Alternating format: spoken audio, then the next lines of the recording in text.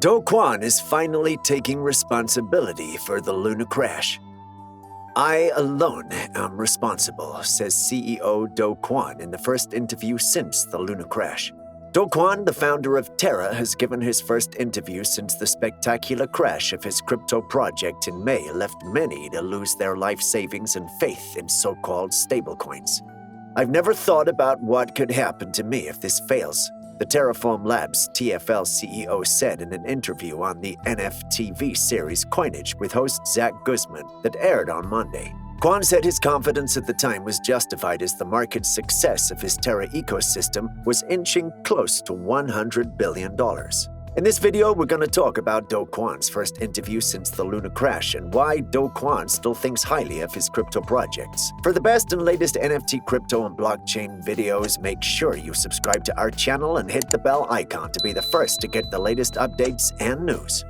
Kwon admitted in his first interview after the Luna crash that his faith now seems super irrational. He said Terra was not a Ponzi scheme because the first investors were among those who suffered the most from the crisis. Kwon stated that he couldn't calculate his losses but regarded himself as down infinity. Kwon also debated the prospect of Terra having a mole.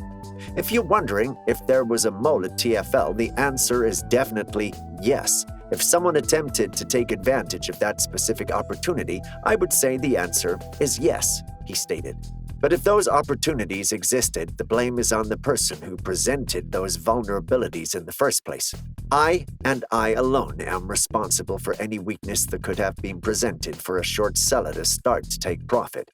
Kwon relocated to Singapore before the Terra collapse, citing concern for the safety of his wife and kid. So what we're going to do is just release the facts as we know them. We're moving on, being honest and dealing with whatever the repercussions are, he continued.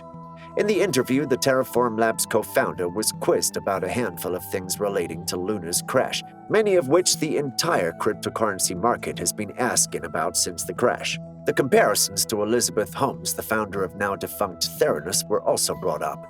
Similarly, Kwon was asking how he felt about the reiterations that Luna would bounce back as well as the overall structure, and he revealed the following. When asked if it was tough for him to watch people play back the clips in which he outlined Luna's possible comeback, he responded saying, "Cringe, yes, but the algorithmic stablecoin was starting to become the industry standard. I bet big, and I think I lost." Upon the interview rollout, market participants reacted with a similar collective sentiment. Kwon still thinks highly of his crypto projects. Market players agree that Terra was headed to the top before its meteoric downswing. The cryptocurrency has already claimed a spot amongst the top 10 cryptocurrencies by market cap.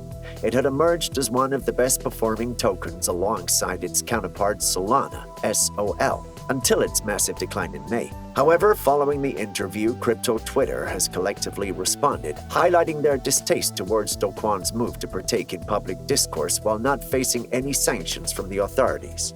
Echoing the sentiments of thousands of others, one user is quoted as saying, "Be aware of founders that are shilling your Ponzi schemes. I can't understand how they're free and not in jail. The SEC needs to investigate the relationship between these types of guys and Kwon. Luna couldn't make it without these morons." Kwon remains committed to the belief that UST was, in fact, a game changer in the industry, and he highlights these points in his most recent tweets. "Decentralized networks need decentralized money, obvious today more than ever," he said in a recent tweet. He followed it up by retweeting a tweet that read, "We need decentralized money. It may have been essential, but unfortunately it wasn't built on solid ground. Having decentralized stability should be a priority." Kwon to cooperate with South Korean authorities. On the contrary, the South Korean officials in the court have called Kwon, Daniel Shin, and other related members to appear before the court for further proceedings. The department acquired all the associated data on Terra-Luna crash transactions through the prosecutor's Joint Financial and Securities Crime Investigation Team.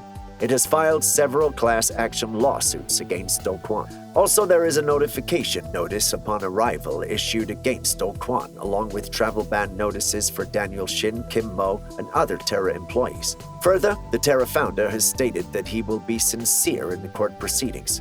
Kwon also claims he will cooperate with the investigation team and share all the information related to the Terra-Luna crash. Investigators in South Korea and the US are now looking into the circumstances surrounding the unraveling of Terra-USD. The stablecoin Kwon championed crumbled from its dollar peg in May. The event wiped out the savings of thousands of investors globally and set off a broader implosion in cryptocurrencies.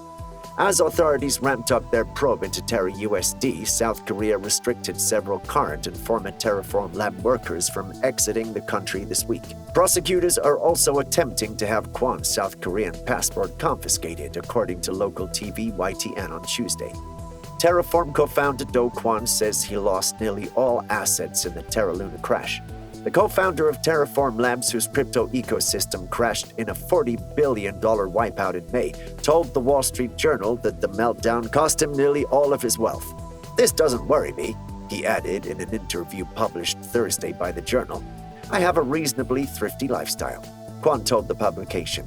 He was most likely a billionaire when the TerraformLabs-backed Luna coin was trading at $100. That coin is now worth almost nothing.